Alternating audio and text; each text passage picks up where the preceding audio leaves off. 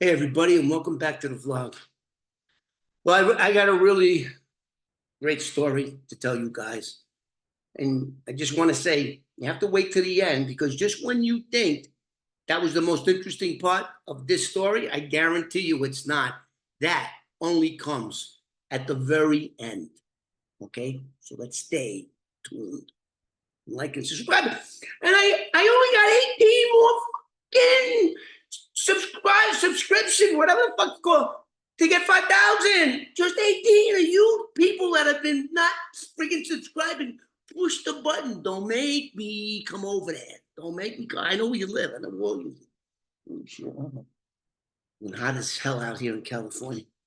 Anyway, this is going to be a story that involves my dear friend Tommy Harkins, Detective Tommy Harkins from the Manhattan District Attorney's Office Squad.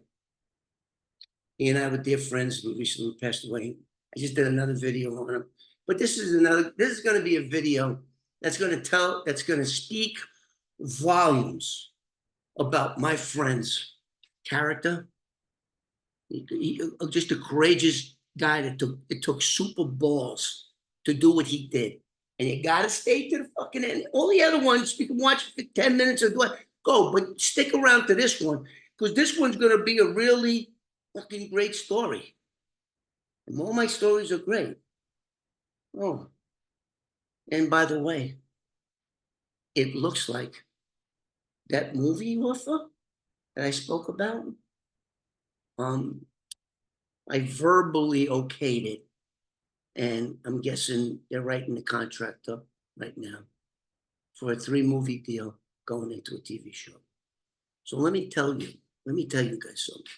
All those other bullshit, true crime bullshitters, all these other YouTubers, they're all bullshit.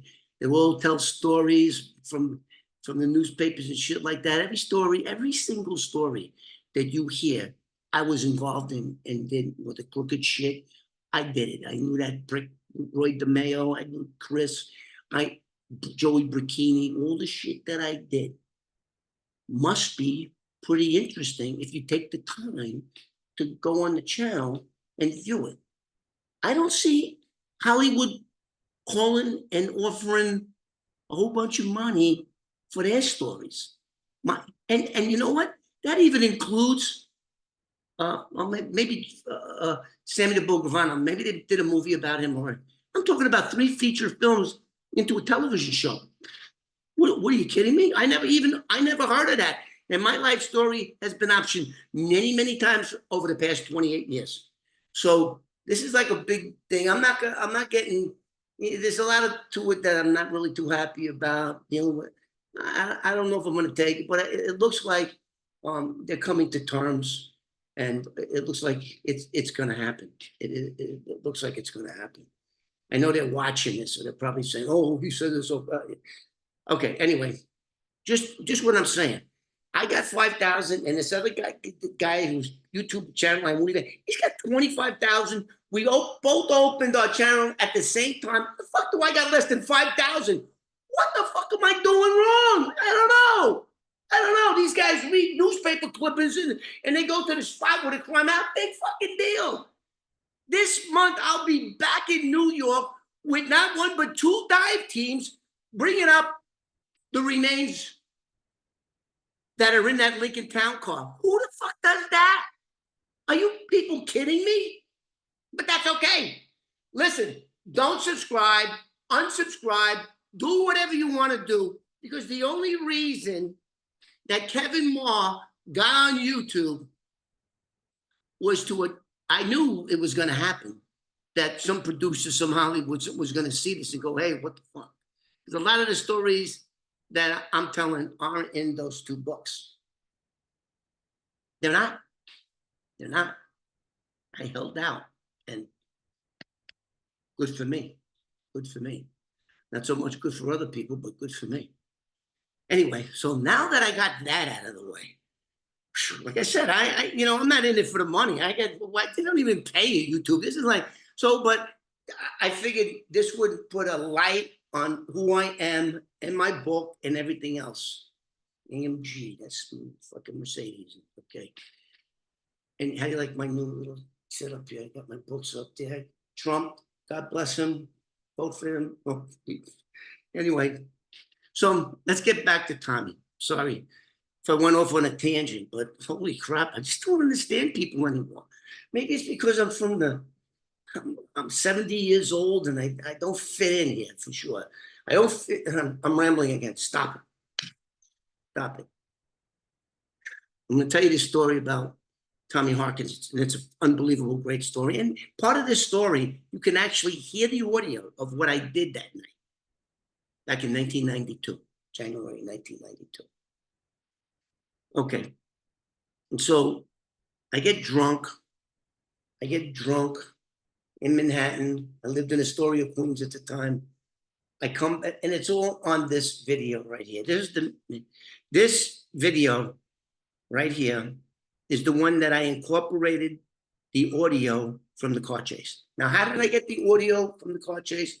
The studio head over there goes, how'd you get the, I said, yeah, you can hear it. Don't, he said, tell me your best car chase story. I said, you know what? On second thought, I don't have to tell you. You can hear it. Go right on here. He goes, how did you do that? Would you have a microphone in the car? That's what he said. I said, no, but the 32 cop cars, they had a microphone, and so did the fucking helicopter. And so did all the 911. I had a fight with three black guys. I knocked the one of them out. Boom! Look at him so hard, I broke my watch. I hit this guy so hard, knocked him out. It was so funny. The black guy goes like this. They're beating up this Puerto Rican kid in White Castles on 21st Street and 30th Avenue in Astoria. And they're beating the shit out of him. I go, hey, I come out with my badge. I have a badge, detective. Hey, police. I go, hey, police, break it up. He went, fuck the police. And he went like that. He went like that. He put his chin out. I can't. Oh, fucking laid him out. He was snoring. Then his boy comes over, another little skinny shit, junkie fucker from the Raven. He comes at me, and I boom through a. So they're thinking I'm a cop, like I'm not gonna. They're thinking the cop ain't gonna hit him. And all this was on video. And I took, and I said, come here, baby, and bang, I hit him. TKO'd him. He went down. He didn't know what the day it was. And meanwhile, give me Gus's picture. Meanwhile, my friend Gus is not a fighter. He was just standing there. He was just there watching the whole fucking thing. Because Constantine tells us. And so anyway, third one comes, and I went after him too, because now I'm like getting pumped up. And he ran. And then the cops came. Anyway, all that story is in there. And I whip out my badge. Cop comes in. I said, I'm on a job. Blah, blah, blah, blah, blah. Let me see your ID card. I said, well, it's in my car. I don't have the ID card. I had a gun on me on my fucking bed. I get in the car. I take off. And now the cops are chasing me. Again, next one. Back. So every part of this deal, of this scene, was audio recorded or video recorded. So now everyone starts calling the police. The manager of White Castle's in the back room, and he's on the phone looking at monitors, and he's giving a blow-by-blow like Howard Cosell of what's going on there. And he's saying there's 2 undercover cops there, and we're fucking fighting. And that's at 10:13. All the cops came. All the cops fucking came. So this is like this is such a scene in a movie. It's not going to be funny. Anyway, to make a long story short, they catch us. They beat the shit out of us. We sue, and we get $290,000. Constantine, aka Gus, gets 250, and I got 40. And now I'm going to tell you. So now you know the story. Got to stick around, because if you think that this is the interesting part of the story, you would be wrong. Hey, 18 more subscribers. Fucking push the button. Stop making me look bad. Stop making me look bad. I feel cheap. Like I'm prostituting myself. Anyway, so that happens. In New York City, in Queens County, they have one courtroom, part, whatever it was, on Southern Boulevard in Jamaica, that handles police misconduct lawsuits or assaults and anything that, if you sue the police department, which I sued New York City Police Department and I sued New York City Housing Authority because one of their PSA units were there. And so anyway, so I sued them all. So now, then they didn't offer me any money, so we're going to trial. Now, I chose not to get a trial by jury because I feared my criminal history came up, right? Gus's case was dismissed, and then he got another lawyer, and he didn't want to be, because he had no criminal history. So they severed that. He filed his lawsuit. He got 250. Now I have to go to trial. So by this time, my book was published, Cop Without a Badge, that one right there was already published. I was already kind of famous, right? And we're going to trial. First day of trial. So I called up my friend Tommy. I said, Tommy, do me a favor. I want you to come and testify for me. Now, at this time, Tommy retired from the New York City Police Department in September of '96. That's according to his wife, Anne Marie. So now, from 1992, January 1992, till like September of '99, now my case is being heard. It took all that time, 9 years, 8 years, whatever it was. So now I'm going to trial. And I said, Tommy, do me a favor. I want you to testify to who I was, and that I'm not this piece of shit. Because they were painting me. When I was deposed, they were painting me as some piece of shit. Their lawyer asked me, wait, was you ever a male prostitute? Just to get me pissed off. They were like asking me all kinds of. So they thought I was just some piece of shit, right? And I wanted to prove to them otherwise. And what better way to do that than have a former New York City detective, Detective 1, right? Testify for me and my character, and whether I was truthful or not, right? So Tommy said yes. Tommy said yes. So now the trial starts the first day. They have 8 New York City cops in the hallway waiting for their turn to come in and testify about what I did on that night in January 1992. Also in the hallway, now he's on the witness list, Tommy, was retired New York City Detective Tom Harkins. He's out in the hallway the whole day, first day, whole day. He's with them. And when we broke for lunch, Tommy was all the way in the corner, and all those cops in uniform were huddling around and talking shit about Tommy so he could hear it. It's fucking, who this fucking guy, you know. Okay, so the second day, now I didn't get a jury trial because I knew I had a lot of law on my side. I had the videotape of White Castles. So what they were trying to say was that when I got into the fight with the 3 black guys, when I was throwing down with them, that I got all fucked up. But what they didn't know is my lawyers right away went and subpoenaed the videotape from White Castles, showing that I never got hit once. And I walked in White Castles with this beautiful face here. Hey, girls, what do you think? And left the same way I came in. So that theory went right out the door when we had the tape. And then, of course, when they caught us, we looked like, fuck. This guy, Gus, tell us, got 275 stitches in his head. He had barrel marks from being pistol whipped, barrel first, like a bunch of zeros all over his head. 275 stitches in his head. He was all fucked up. So anyway, so I asked Tommy to do that. So Tommy sat in that courtroom with his fellow brother officers talking shit about him the whole time. So now They don't know that not only did I do all these things and all prevented murders and homicide that's coming out of the mouth of Tommy Harkins, they don't know that under a wad of transcripts was that book tucked under there. And my lawyer did like a Perry Mason. So he gets up, Tommy's on the stand now. The other cops are still out there. There was a cop by the name of Jones, a black guy with fucking hands.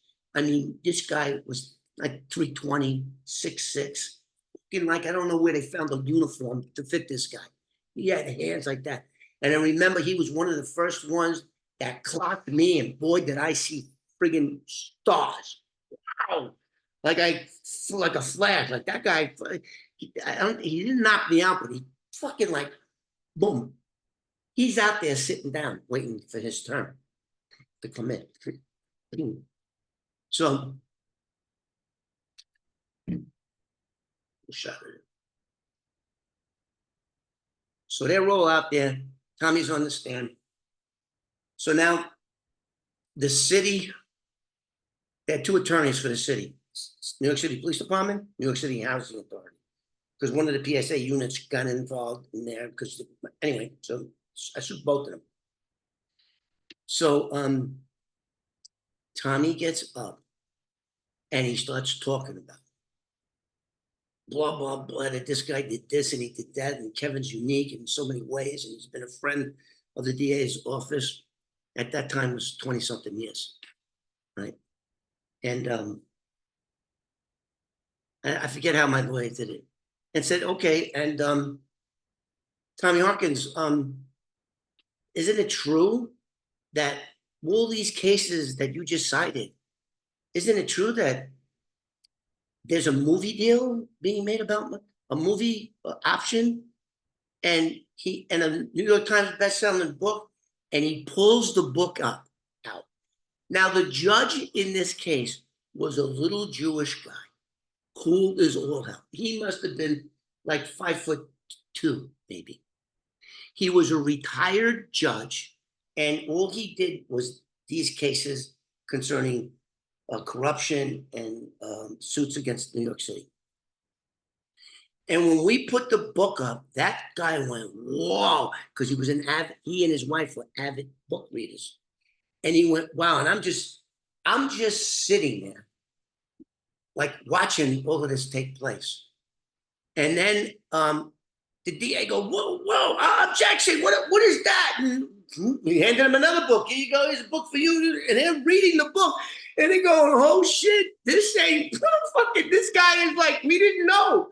We didn't know. And during one of the depositions that they did like 6 years earlier, I told them that I was a CIA, FBI, and all this other stuff. And they found out that it wasn't true, that they looked me up and that I wasn't registered and all this other shit, but their information was wrong. It was wrong. So anyway, now we break for lunch, right? And now, oh no, I know what happened. So the judge goes, okay, New York City Housing Authority, I want you to get in the back right now and settle this case, or I will. That's what he said. So he heard all of the evidence, and all the lies that they said in their answer with the cops. Don't forget, there's 8 of them out there. So Tommy's excused. He leaves. He left. He did big damage to him because they were trying to paint me with I'm a piece of shit. Yeah, he might have got tuned up, but he deserves it. So one of the lawyers come back right away, and boom, they settled $25,000. They offered me $25,000, and since I didn't have the damages that, it's all about, lawsuits are all about culpability. Once you prove culpability or liability, because you're the plaintiff, you have the burden of proving your case is all on you. And once you do that, then it goes into the second phase, which is damages. How much is this worth? So the New York City Guy comes back and he goes, we're out. We settled, okay.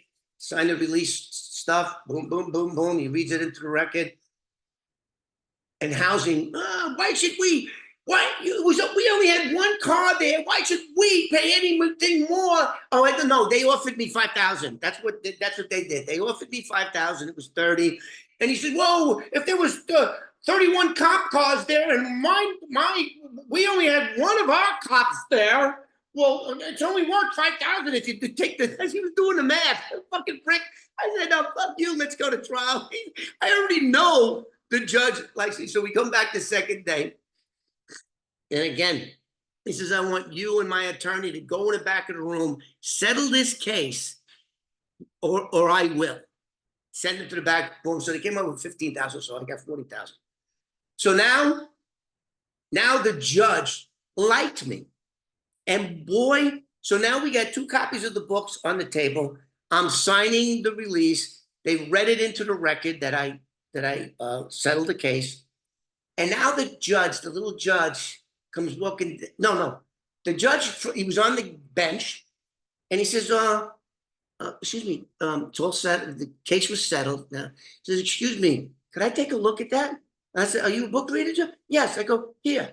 And now he comes around with the book, and he's looking at it. And he says, wow, it's very interesting. I said, Your Honor, the case is done in front of these lawyers. There was 2 lawyers for housing. And I said, well, the case is done, Your Honor, right? It's done. I signed the release forms. It's done. Would you like a copy? Would you like me to sign a copy of the book? And he said, yeah, absolutely. As soon as he said that, now my lawyer and everybody was going like, oh, I can't believe he just did that. He couldn't believe I just did that. And the judge, I says, how would you like me to sign it?